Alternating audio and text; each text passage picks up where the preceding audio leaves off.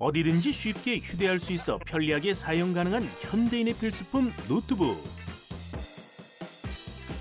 그런데 만약 노트북이 사라진다면 우리의 세상은 어떻게 달라질까요? 만약에 노트북이 없다면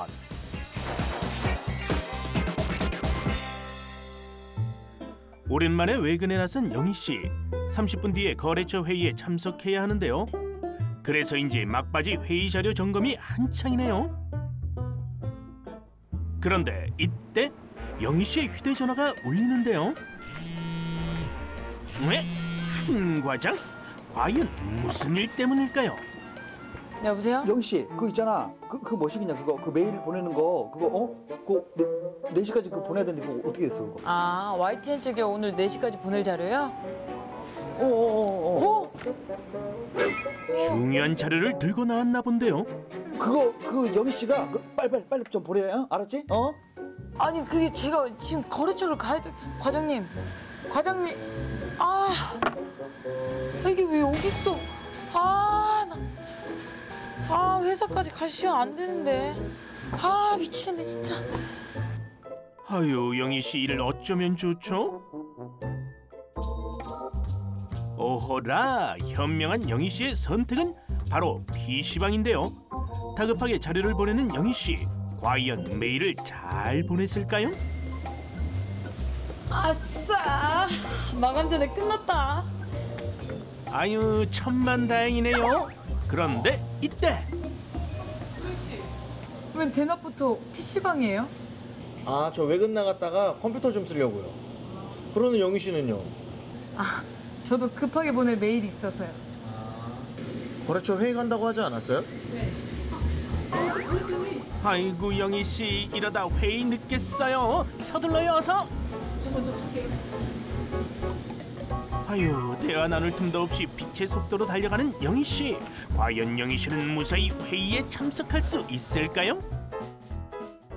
다음 날 또 외근에 나서는 그녀.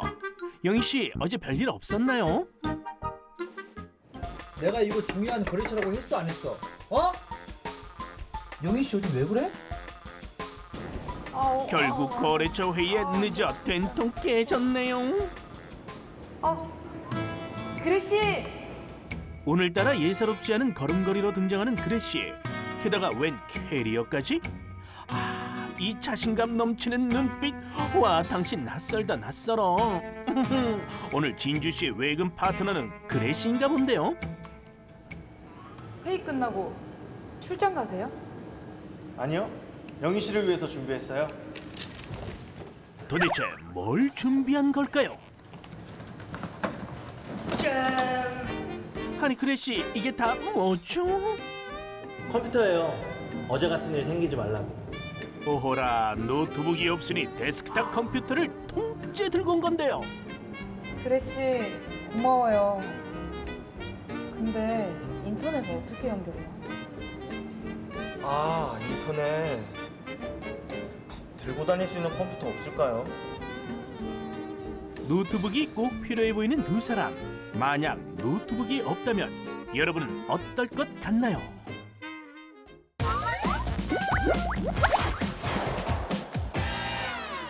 안녕하세요. 띵뷰 조은현입니다. 이번 아이템은 우리가 간편하게 휴대할 수 있는 개인용 컴퓨터, 랩탑, 일명 노트북에 대해서 알아볼게요. 노트북은 1968년 미국의 전산학자 앨런 케이가 다이너북이라는 저렴하면서도 간편하게 휴대할 수 있는 컴퓨터의 개념을 발표하면서 시작이 됐는데요. 이 노트북은 점점 더 가벼워지고 다양한 기능을 갖춰가게 되는데요. 그렇지만 이런 과정 속에서 사라져가는, 없어져가는 장치들이 생기게 되잖아요. 어떤 것들이 있는지 그 변화에 대해서 한번 살펴볼게요. 이 노트북을 휴대할 수 있도록 해주는 가장 큰 이유가 바로 배터리잖아요. 예전에는 6시간 이상 정도 노트북을 사용해야 했다면 이렇게 탈착형 배터리가 꼭 필수였었는데요. 요즘 나오는 이런 노트북들은 내장형 배터리로 바뀌고 있어요. 왜냐하면 CPU의 전력 효율이 좋아졌기 때문인데요. 그래서 요즘 나오는 배터리들은 보통 8에서 9시간 정도 사용을 할 수 있고 최대 24시간까지 쓸 수 있다고 합니다. 자, 이제 사라져가는 두 번째 장치, 바로 멤브레인 키보드인데요. 이 멤브레인 키보드가 일반 PC에 많이 사용이 되지만 예전에는 노트북에서도 사용이 됐었다고 해요. 그런데 2004년도에 일본 이번에 S사에서 아이솔레이션 키보드를 선보이게 되거든요. 이 아이솔레이션 키보드는 키와 키 사이의 간격이 넓기 때문에 우리가 작은 컴퓨터에서도 오타를 줄여주고요. 거기에다가 이물질이 들어가는 걸 최소화할 수 있다는 장점이 있습니다. 자, 이제 마지막으로 화면을 한번 살펴볼 건데요. 예전에 나왔던 노트북을 보게 되면 4:3의 비율로 많이들 애용을 했었어요. 그런데 요즘 나오는 이런 노트북들은 16:9로 점점 더 넓어지고 있는 추세인데요. 이렇게 화면이 넓어지게 되면 해상도가 떨어질 수가 있잖아요. 그런데 최근에는 해상도를 개선하면서 21:9의 넓은 와이드 화면이 나오고 있습니다. 지금까지 이렇게 노트북들에 대해서 알아봤고요. 저는 띵뷰의 조은영이었습니다.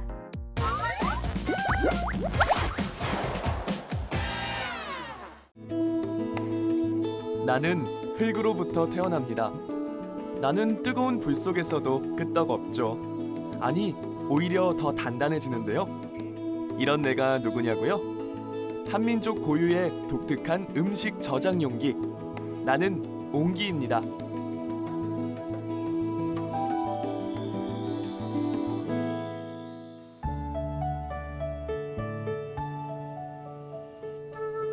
이곳은 나 옹기에 관한 다양한 이야기를 보고 들을 수 있는 곳. 오래전에 사용되었던 흙으로 빚은 그릇과 항아리들도 보이는데요. 모두 옹기에 속하는 것들이죠. 내 이름 옹기의 옹은 독이라는 뜻을 가진 한자어로 배가 나온 큰 그릇의 형태를 말하는데요. 만드는 방법에 따라 3가지 종류로 나뉩니다. 박물관에서 흔히 볼 수 있는 톡이나 시루나 화로 등으로 썼던 질그릇과 윤기가 있으면서 장독이나 물독으로 쓰였던 오지그릇, 검푸른 빛깔을 띠는 풀의도기로 나뉘죠. 쓰임에 따라서도 다양한 형태로 만들어졌는데요. 항아리, 시루, 술병, 주전자 등 사람들의 일상 곳곳에 쓰여왔습니다. 특히 한국의 전통 음식 문화와 호흡하며 명맥을 이어온 나는 각 지역마다 다른 방식으로 만들어지기도 했죠. 북부지방의 추운 지방에 갈수록 옹기의 입구가 크고 따뜻한 남부지방으로 갈수록 옹기의 입구가 작아져서 일조량과 많은 관계를 가지고 있습니다. 옹기의 입구가 큰 이유는 햇볕을 많이 받아들여서 그 발열 효과를 높이는 그런 효과를 가지고 있기 때문에 일조량이 큰 지방과 일조량이 작은 지방의 차이를 알 수 있습니다. 사람들이 자신이 사는 곳의 자연 환경을 반영해 만든 것이죠. 옛 사람들의 지혜는 내 몸 곳곳에서 찾아볼 수 있는데요. 입구가 높이 솟아있는 이 항아리에도 숨겨진 비밀이 있습니다. 여기 보이는 고추장 항아리는 옹기에서 특이한 항아리인데요. 두꺼운 테두리가 이중적으로 돼 있어서 개미나 벌레들이 들어가는 것을 막는 그런 역할을 했었고, 테두리 안에 차가운 물을 넣어서 냉장고 역할을 한 그런 항아리입니다.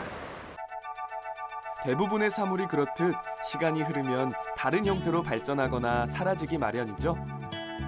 나 역시 그 과정에 있지만 박물관의 유물로만 남지 않도록 나를 지켜주는 이들이 있습니다.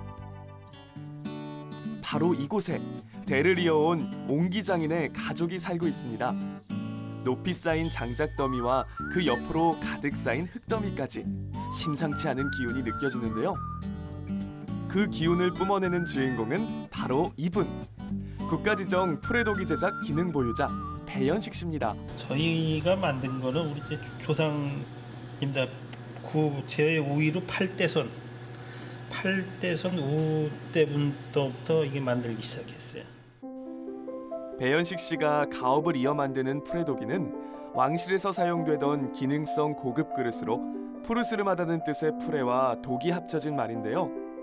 하나를 완성하는 데 3년이 걸릴 만큼 까다로운 제작 과정을 거치죠. 먼저 재료가 되는 이 흙부터 전국을 돌며 직접 채취합니다. 흙 속의 불순물을 제거하는 수비 과정을 거친 흙을 살펴보면 도자기를 빚는 흙과는 달리 이렇게 붉은 빛을 띠죠. 풀의도기를 만드는 데 적합하도록 오랜 시간 숙성시킨 흙은 압축기에 넣어 기포를 제거하는 반죽 과정을 거칩니다. 그 다음 단계인 성형 과정에서는 먼저 옹기 바닥을 만드는데요. 반죽한 흙을 방망이로 둥글고 넓적하게 다져줍니다. 이제 물레 성형이 시작됩니다. 긴 판 모양으로 뽑은 반죽한 흙을 물레 위에 놓고 단으로 쌓아 올리며 옹기의 모양을 만들어가는 것이죠.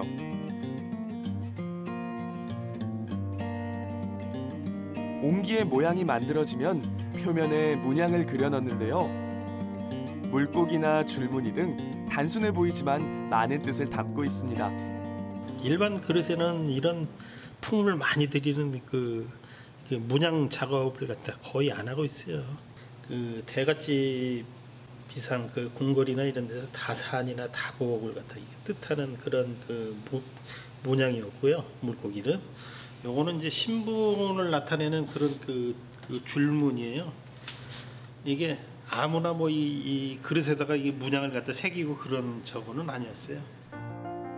장인의 마음이 옹기 표면에 오롯이 새겨졌습니다. 성형이 끝난 뒤 가마로 들어가기 전 그릇 바닥에 콩알만한 흙덩이, 도지미를 얹는데요. 고급 그릇을 만드는 데 사용된 기법이죠. 성형 후 한 달 이상 자연 건조한 뒤 유약이나 잿물을 바르지 않은 상태에서 가마로 들어갑니다. 무려 1300도에 이르는 고온의 가마에서 구워내는 과정을 여러 번 반복하죠. 가마 굽는 과정에서 최고 온도점에 이르렀을 때 천일염 소금을 뿌리고 검은 연기를 만들어서 그릇에 주입시켜서 색깔을 검게 만들고요. 그렇게 해서 한 번의 소성이 아닌 그 공정을 5번 이상 하는 공정으로 완성을 하고 있습니다. 긴 시간 까다로운 과정을 거쳐 드디어 모습을 드러낸 풀에독이. 과연 그 빛깔이 푸르고도 검고도 푸른 오묘한 빛깔을 띠는데요. 남다른 흙의 사용과 소성 과정에서 얻어진 것이라 할 수 있죠. 여러 번 소성을 하는 과정에서 숨구멍이 더 작아지고 더 많아지고 강도는 더 세지고 그리고 작품성은 더 높아지고. 특히 풀에독이의 정수, 정화 기능은 탁월하다고 알려져 있는데요. 눈에 보이지는 않지만 참숯과 같은 원리로 그릇의 숨구멍 안에 있는 탄소가 이물질을 흡착하기 때문입니다. 흙, 나무, 불, 자연의 재료에 만드는 이의 혼이 더해져야 비로소 탄생하는 사물, 옹기. 나의 이야기가 멈추지 않고 좀 더 오래오래 이어지길 바랍니다.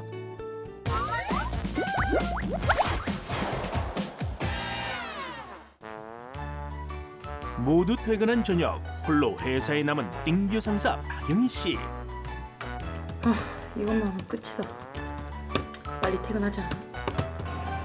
남은 일을 마무리하기 위해서인데요. 드디어 작업 끝! 결제에 필요한 서류를 출력한 뒤 퇴근을 서두릅니다. 일사천리로 끝난 업무. 하지만 직장인에게 떼려야 뗄 수 없는 존재이자 우리가 너무나도 당연하게 사용하던 이 물건이 갑자기 사라진다면 과연 어떤 일이 일어날까요?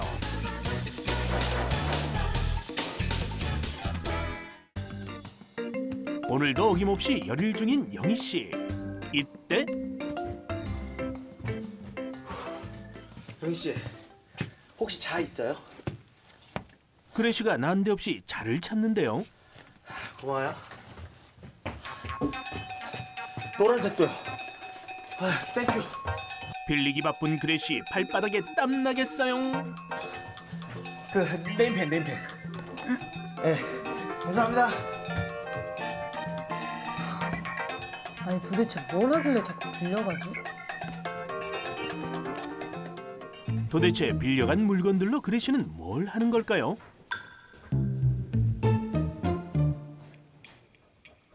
아니 이건 손으로 그리고 쓴 자료들? 여기가 대체 미술 학원인가요? 아니면 회사인가요? 왜 색연필 빌려가나 했더니 회의자를 만드는 거구나. 제가 도와줄까요? 정말요? 영희 씨.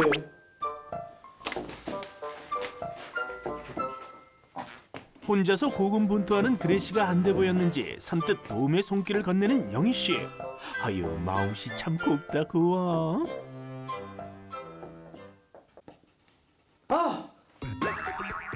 아까씩 밀렸었다.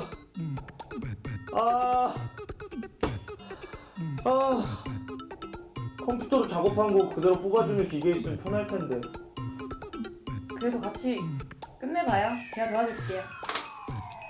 프린터가 없는 세상, 몸이 참 고생이네요.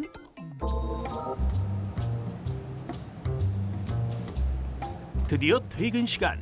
그레시와 영희 씨도 함께 퇴근길에 나서는데요. 일은 잘 끝난 거겠죠? 아, 오늘 영희 씨 덕분에 진짜 빨리 끝났어요. 영희 씨, 고마우니까 제가 오늘 밥 살게요. 정말요? 안 그래도 되는데. 영희 씨 덕에 순조롭게 끝난 업무. 오늘 하루는 이렇게 무사히 넘어가는 걸까요? 그레시 영희 씨. 이제 퇴근하나? 예. 아 그래. 조심해서 들어가고. 참. 그리고 내일 그 엘리자베스 씨한테 따는 계약서 있지. 그거 번역본 좀 부탁할게. 한입만 과정의 말에 급격히 어두워진 얼굴. 내일까지 좀 부탁할게요. 네? 수고했어. 아, 번역본 회의자료 그리느라 준비 못했는데. 미안해요. 밥 다음에 살게요. 그레시! 박그레시! 아, 영어도 못하는 사람이 번역은 할 수 있나?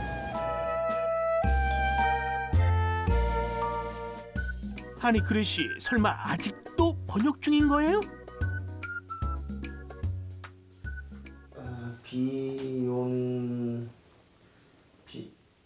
비욘세? I'm a single lady, I'm a single lady, I'm a single lady, 깨알같이 작성한 계약서에 번역본까지 쓰느라 정신없는 그레시. 이때 한입만 과장 등장. 일하고 있구나. 예. 그 계약서 번역본 있지? 그거 다 됐나? 그거 좀 봅시다. 과장님, 그 사실은 시간이 좀 부족해서 금방 씁니다. 뭐야? 아니 손이 그렇게 늘어서 앞으로 자료를 어떻게 맡기겠어? 어? 무조건 5분 안에 가져와요. 알았어요? 나 퇴근해야 되는데. 아유 일일이 자료를 쓰고 그리기엔 시간이 너무 없죠. 서류가 이렇게 많은데 언제 다 쓰고 언제 다 그려. 나도 열심히 하고 있는데 나한테만 그래. 프린터가 꼭 필요한 상황. 만약 여러분의 세상이라면 어떨 것 같나요?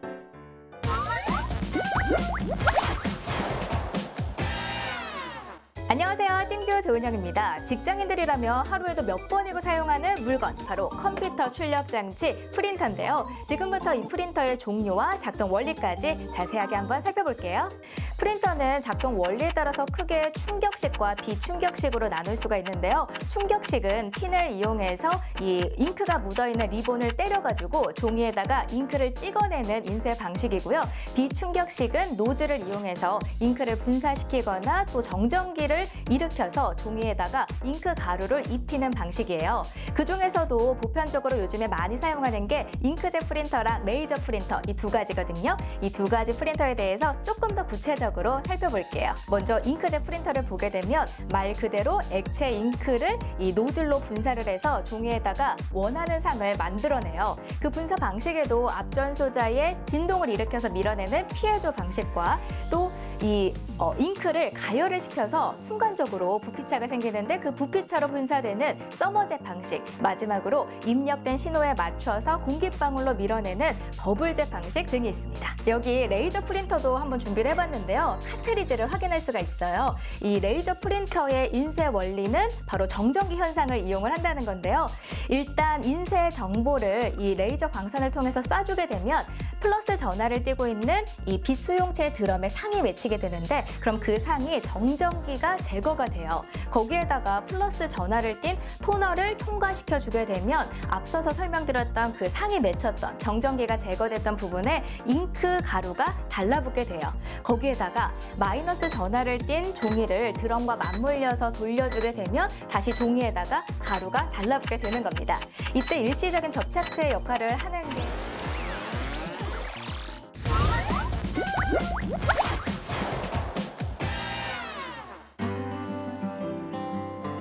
어디에서도 눈에 띄는 빨간 우체통은 나를 이야기할 때 빼놓을 수 없는 친구입니다. 내가 있는 곳은 바로 이곳, 우체국. 휴대전화나 전자우편 대신 멀리서 소식을 전해야 할 때 내가 꼭 필요한데요. 내가 누구냐고요? 작은 네모로 세상을 누비는 사물, 나는 우표입니다.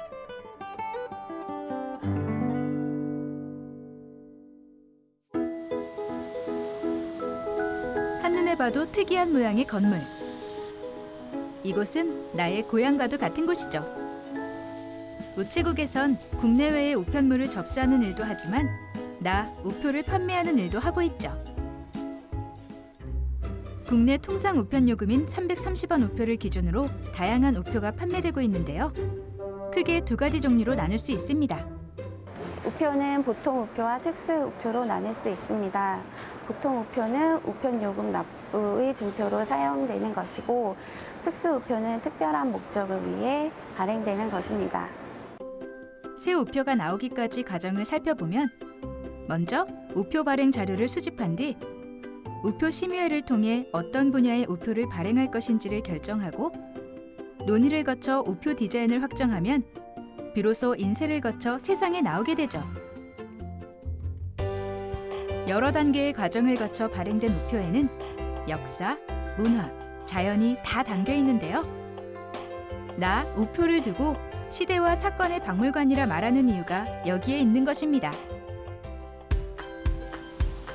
서울중앙우체국 앞에 우체통.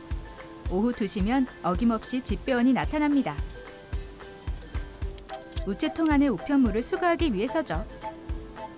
일반적으로 시민들이 길에서 보는 우편함은 하루에 한 번 수거하고 있습니다. 어떤 우편물들이 들어있나 궁금한데요. 오늘 좀 상당히 특별한 경우인데요. 편지가 이렇게 많지를 않아요. 오늘 외국인 관광객이나 뭐 단체 같은 곳에서 한 곳에서 편지를 좀 많이 집어넣은 것 같아요. 평소에는 이렇게 많지 않습니다.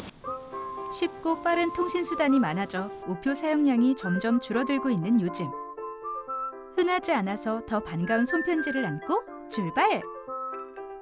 나의 세상 구경도 시작됩니다.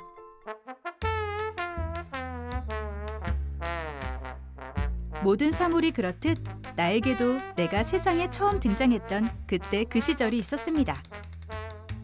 1840년 영국에서 페니블랙이란 이름으로 세계 최초의 우표가 발행되었죠. 산업혁명 시기에는 물자와 인력의 이동과 교류가 활발해지면서 우편물을 대량으로 이동시킬 수단이 필요했습니다. 그래서 18세기 후반에 우편 마차가 등장했는데요. 거리에 따라서 요금이 다르고 수신인이 요금을 지불해야 하는 불편함이 있었습니다. 그래서 이런 불편함을 없애고자 균일 우편요금 제도에 따라서 요금 선납 방법으로 우표가 탄생하게 되었습니다. 한국에서는 어땠을까요? 우리나라는요, 1884년 홍영식에 의해서 최초로 우표가 탄생했는데요. 액면 금액이 당시의 통용 화폐 단위인 문으로 표시돼 있어 문의우표라 불리는데요. 당시 사람들은 나를 우초라 불렀고 1895년 발행된 태극우표부터 우표로 부르기 시작했죠. 이후 일제강점기와 광복을 거치면서 나 역시 파란만장한 역사를 통해 변화하고 발전해왔죠. 대한민국 역사와 130여 년을 함께해온 나, 우표의 발자취가 보이나요? 세계에 있는 내 친구 녀석들도 비슷한 길을 걷고 있는데요. 사람들은 우리 우표의 미래를 어떻게 예측할까요? 우표의 사용량이 점점 줄고 있지만 꾸준히 수집하시는 분들이 계시고요. 오히려 발행량이 줄어서 희소성도 더 높아졌습니다. 그래서 미래에도 우표는 수집용으로서 많은 사랑을 받을 것 같습니다. 수집용으로 많은 사랑을 받아온 나, 우표. 그 사랑을 아주 오랜 시간 나에게 쏟아온 주인공이 여기 있습니다. 수집가를 넘어 우표 연구자라 해도 모자람이 없을 만큼 나에 관한 지식과 애정이 넘치는 남상욱 씨. 그와 나의 인연은 언제부터 시작된 것일까요? 네, 제가 초등학교, 그 당시는 이제 국민학교였습니다. 국민학교 고학년 시절부터 수집에 관심이 있어가지고 우표를 접하게 됐는데요. 평생을 이제 우표를 모았다고 생각합니다. 뭐 대한민국에서 나와 있는 우표는 뭐 100% 다 수집이 된 상태고요. 그다음에 이제 외국 우표를 뭐 포함해서 뭐 크리스마스 실 등 종수로 말하면 뭐 수만 점 정도가 되겠죠. 책장 가득 꽂힌 우표 수집책. 그 중에서 한 권을 꺼내드는데요. 아주 그 귀한 우표를 하나 소개를 해드리겠습니다.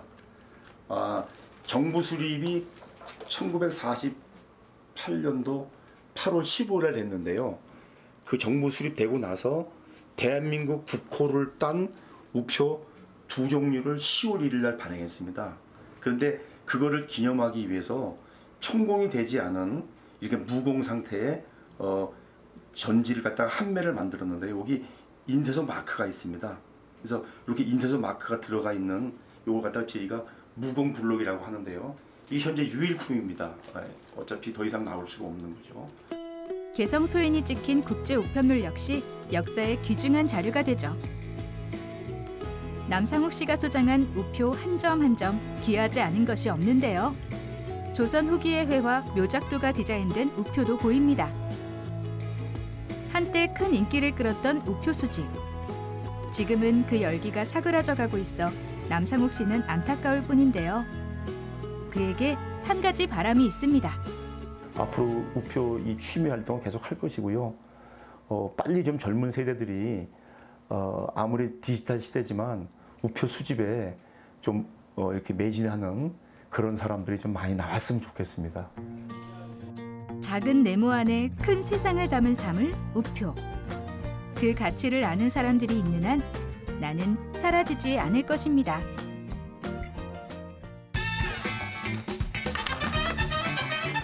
회의자료 만드는 죄송해요. 회의자료 만드는 거구나. 정말요? 혹시 모두 싸버려 데려간다 도미사일. 괜찮아요.